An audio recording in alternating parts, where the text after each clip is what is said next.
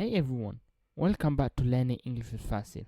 Today we are going to dive into the past simple tense, an important aspect of English that helps us communicate effectively about actions that took place in the past.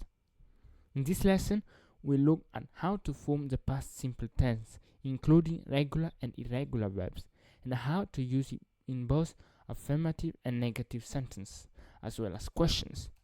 We'll also go through some practical examples to illustrate how this tense works in real-life conversations. And by the end of this video, you'll have a solid understanding of how to use the past simple tense confidently. So let's get started. The past simple tense is a great way to talk about things that happened and were completed in the past. You use it to describe a specific action or events that took place at a certain time. To form the past simple, you start with the subject like I, she, or they, and then add the past form of the verb. For regular verbs, this usually means adding the ed at the end.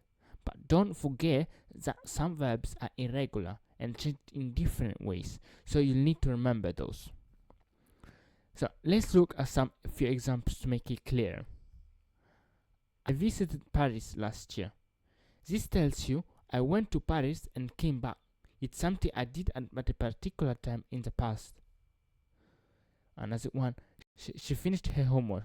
This means she completed her homework, and that was done at some point before now. They traveled to Japan. This shows that they took a trip to Japan and the journey is in the past. You often hear terms maker like yesterday, last week, or in 2010 when using the past simple. That helps set the scene by telling you exactly when something happened. You'll often find that the past simple is used to talk about actions that are fully completed in the past. For example, when you say I watched a movie yesterday, it clearly indicates that the action is done. You enjoyed a film and that experience is wrapped up in the past. To visualize this, imagine a scene with someone comfortably sitting on a couch, popcorn in hand, completely engrossed in a movie. Another interesting use of the past simple is for discussing a series of completed actions. Take the sentence, she cooked dinner, cleaned the kitchen, and then went to bed. This paints a vivid picture of her evening routine. You can almost see her bustling around the kitchen, chopping vegetables, washing dishes, and finally settling into bed after a long day. Each action is neatly tied up, creating a clear timeline of her activity. Important to mention how the past simple can indicate a duration in the past.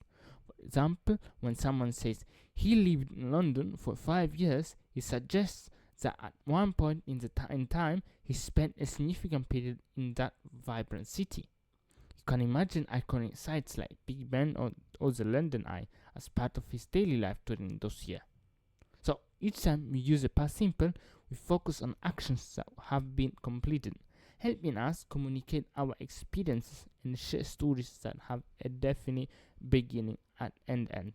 Isn't that fascinating? Now it's your turn to shine.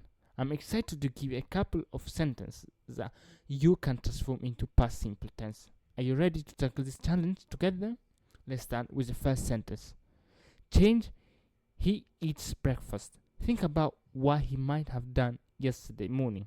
What did he have for breakfast? And the second sentence, change, they play soccer. Imagine that they had a fun match last weekend. Where were they up to? Feel free to pause the video if you need a little extra time to think about your answers.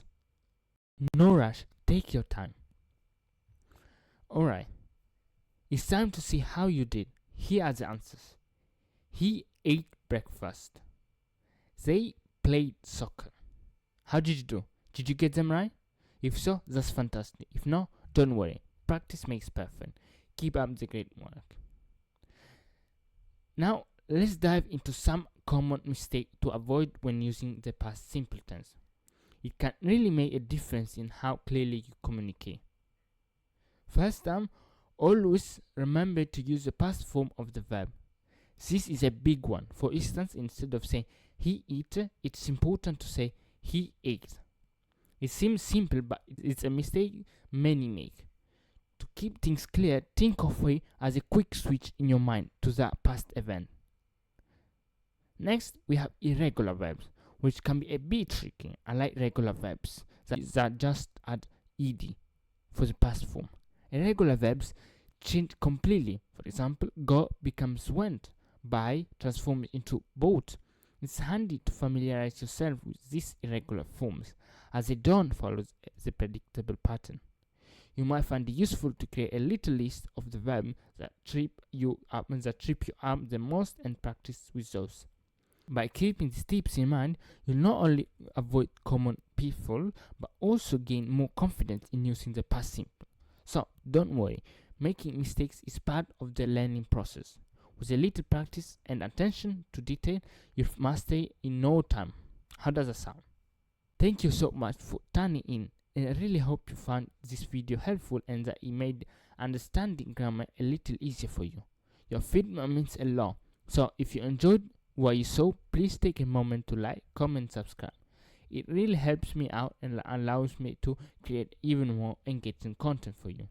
I love hearing from all of you, so feel free to share your thoughts or any specific topics you'd like me to cover in future videos. Together, we can make learning fun and effective. Until then, keep up the great work and happy learning. I can't wait to see you in the next video.